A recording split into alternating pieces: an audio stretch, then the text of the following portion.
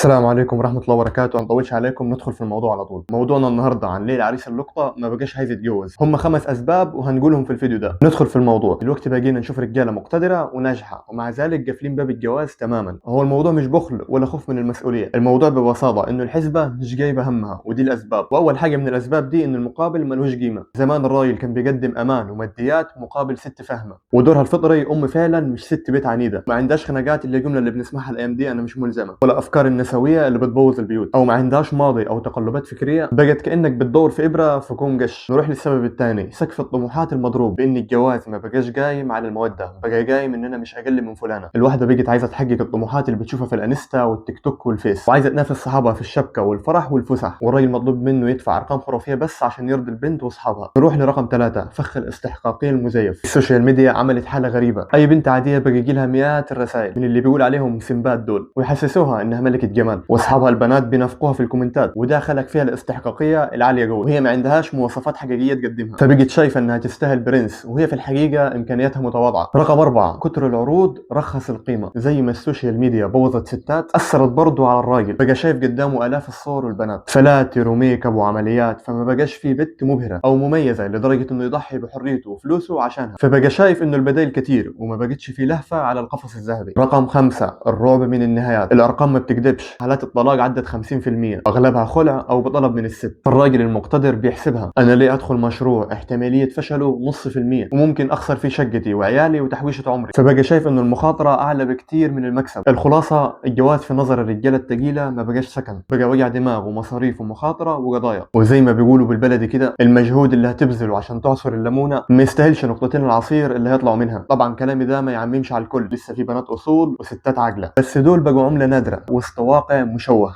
في رعايه الله.